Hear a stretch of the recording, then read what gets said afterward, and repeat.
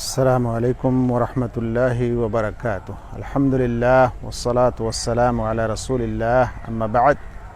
সম্মানিত দিনু ভাই সকল, আশুরা কি এবং আশুরার সম্পর্কে আমাদের একজন সাধারণ মানুষকে কতখানি জানা দরকার, এ সম্পর্কে দু চারটি কথা বলার জন্য আপনাদের সামনে উপস্থিত।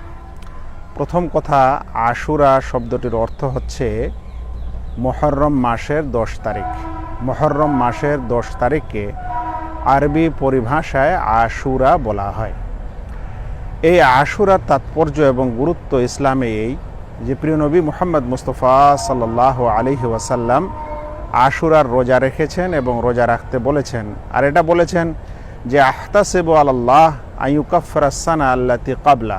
একজন ব্যক্তি যদি আশুরার রোজা রাখে তাহলে তার বিগত 1 বছরের গুনাহ ক্ষমা হয়ে যায়। হাদিসটিকে ইমাম মুসলিম বর্ণনা করেছেন, 1162 নম্বর হাদিস।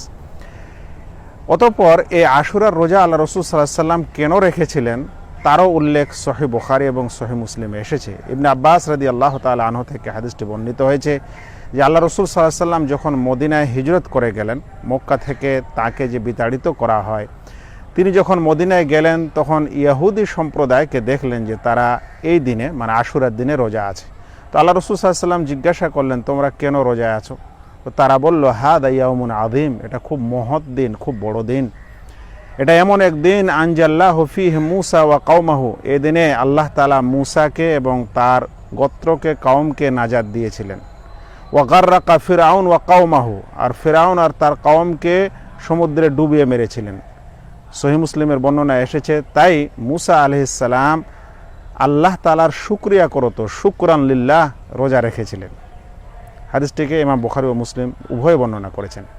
এরপর আল্লাহ রাসূল সাল্লাল্লাহু আলাইহি ওয়াসাল্লামের কথা শুনে বললেন যে নাহনু আহাক্কু বিমূসা মিনহু, তাহলে মূসা আলাইহিস সালামের ব্যাপারে আমরাই তো বেশি হকদার।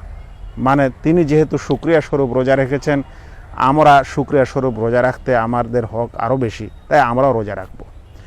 অতঃপর সাহাবায়ে কেরাম একবার আল্লাহ রাসূল সাল্লাল্লাহু আলাইহি ওয়াসাল্লামকে এসে বললেন, আল্লাহ রাসূল, এটা এমন দিন, এই আশুরার দিন, যেদিন ইহুদি নাসারা এরা সকলেই এটার সম্মান করে, আর আমরাও সেদিন রোজা রাখি।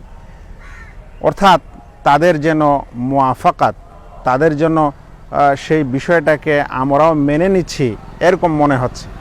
তো আল্লাহ রাসূল সাল্লাল্লাহু আলাইহি ওয়াসাল্লাম বললেন, লাইন বাকিতু মুকবিলান লা আসুমান্নাত তাসিআ, যদি আগামীতে বেঁচে থাকি তাহলে আমি 9 তারিখও রোজা রাখবো। এভাবে 9 তারিখে রোজা রাখলে আর 10 তারিখে রোজা রাখলে যেমন আশুরার রোজা রাখা হলো, তেমন ইহুদি এবং খ্রিস্টানদের বিপরীত করা হলো।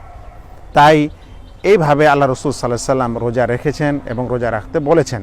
তবে তিনি 9 তারিখ আসার পূর্বেই, মানে আগামী বছর আসার পূর্বে তিনি মারা গেছেন।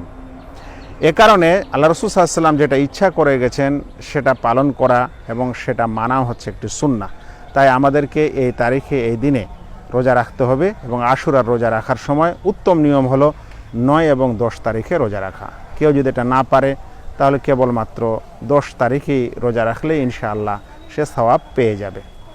উল্লেখ্য, আজ বর্তমান যুগে এই আশুরার দিনে যে কিছু মুসলিম, নামধারী মুসলিম, যারা অনেক ধরনের মাতুম করে, চিৎকার করে, কান্নাকাটি করে, শরীরে রক্তাক্ত করে, বিভিন্ন ঢোল বাজনা তামাশা ইত্যাদি নিয়ে যা কিছুই করে, আত্মীয়তা রক্ষা করে, বিভিন্ন কিছু যা কিছু করে, এই বিষয়গুলির সাথে সম্পর্ক এই আশুরার সাথে নেই। মানে ইসলামের যেটা আশুরার গুরুত্ব, তার সাথে এর কোনো সম্পর্ক নেই। এগুলো হচ্ছে শিয়া সমাজের একটি এমন অনুষ্ঠান যেটা বিদআত এবং অনেক ক্ষেত্রে শিরকও বটে।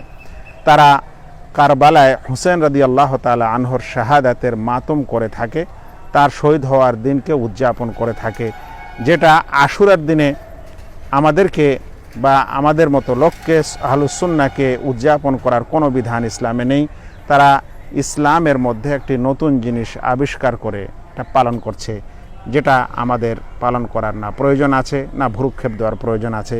আমাদের সেটাই করা দরকার আছে যেটা রাসূল সাল্লাল্লাহু আলাইহি ওয়াসাল্লাম ইতিপূর্বে করলেন বা বললেন বা করতে আমাদের উদ্বুদ্ধ করলেন। আসসালামু আলাইকুম ওয়া রাহমাতুল্লাহ।